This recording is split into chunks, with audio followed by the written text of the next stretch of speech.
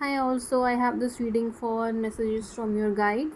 Interestingly, two of the four oracle cards I've pulled here represent darkness and night. The other two represent feminine energy and femininity in general. So the first message we have is from Apep. Apep is basically the serpent of night that the sun god Ra is believed to fight every night before the sun can rise it again. So the story has been written countless times, and there have been known to be countless battles, but every day it ends the same way. Ra rises against Apep, and in ancient Egypt people used to make figures out of waxes and uh, give them to fire, throw them in fire to symbolically represent the defeat of Apep. So again, this card represents the battle between dark and light, and the fact that it is a continuous battle. It has not ended since the time began, and it's not going to end it now. This particular center, basically it represents the darkness of creation. I can see DNA strands here, or an attempt to make DNA strands here. I also see this as waves. So again, the idea is that this battle is as old as time, and the dark cannot exist without the light, and the light cannot exist without the dark. uh, this is the first message I am getting here. The second card is Sokar. He is the god of symmetries, cemetery, and orientation. It represents things that cannot change, the unchangeable, and what can be used as a frame of reference. Again, he's represented with darkness and death. Again, we have these two goddesses watching over him as his mummified self lay on some kind of a throne. I'm sorry, I'm not maybe saying it right and describing it right. But another thing that I found interesting, that there's this almost kind of a dome behind him. I think it represents the doorway to afterlife, and maybe the fact that we have to face our own demons before we can um, invite light in our life and connect with our guides, right?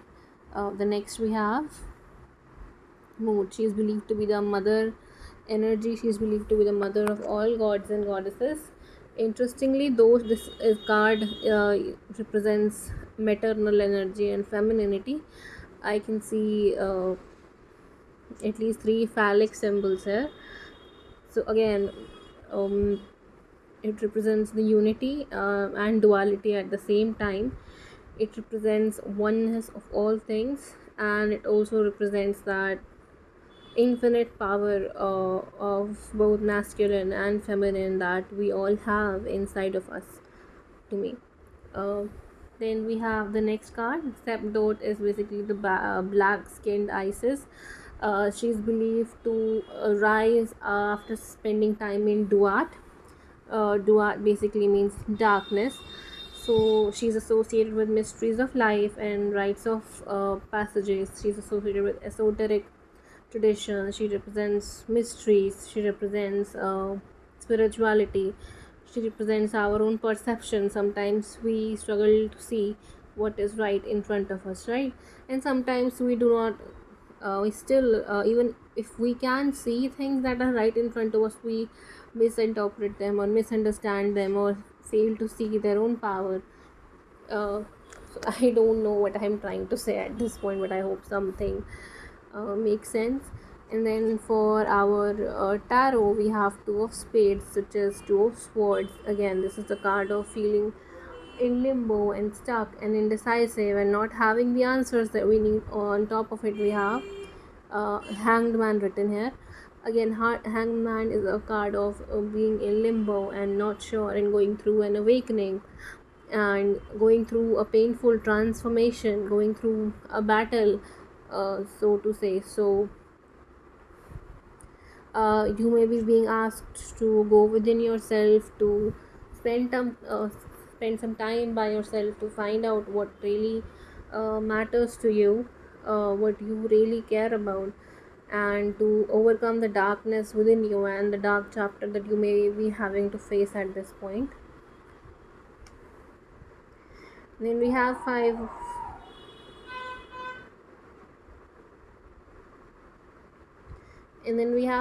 of wands, which again represents conflict and competition. We also have the devil card here. So this message is basically about overcoming the darkness, both internal and external, taking a break to maybe re-strategize your approach, taking a break to maybe understand the crux of the situation. It also represents illusions and addictions and negative tendencies and negative habits that we all find ourselves in. We also have five of diamonds, so this is not a happy reading. Five of diamonds is basically feeling left out in the cold, feeling abandoned, feeling hurt. We also have a hierophant. So again, this struggle is supposed to teach us lessons. They're supposed to make us a better person. We are being taught life lessons uh, by our guides, and maybe it is feeling us it is leaving us feeling abandoned or hurt or confused, like I don't know why this is happening to me. So there is a need to again find what brings you joy, what brings you pleasure. There is similar imagery, right, in these two cards, in the sense that both of these women are spending time by themselves, doing what brings them pleasure, and maybe that is the route that you need to go down at the moment.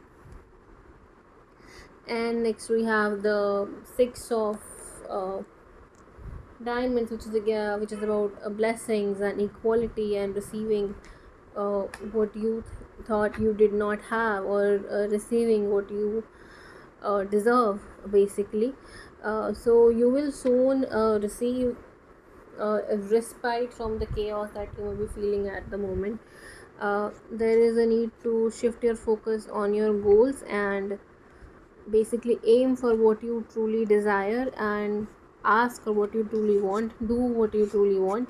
So interestingly, in all these oracle tarot cards, all the figures are doing what brings them pleasure. Like, she has no obligation to do archery, but she does it because she wants to do it. She has no obligation to be with this person, but she's doing it out of her own happiness, right? She does look pretty involved with him more than he does to me, honestly. But again, this card is about reciprocity, and he also kind of looks happy. We have both yellow flowers and white flowers, so there is a need to spend your time and energy in endeavors and in activities that give back to you uh, what you put in, right? So focus your attention where you get something in return. Don't let the devils in your mind or in this world or anywhere get to you, because you will always find people who believe that they know more than they need to know. And then we have jack of spades, which is page of spades, which is basically curiosity. We also have four of spades, which is death. So again, this person is sick, and the girl is trying to take care of her, and we have another girl who's looking basically into a mirror out of curiosity. So there is a need to give back to yourself. Take the break that you need, ask for help. You're obviously going through some painful transformation, and this card is about healing and recovery.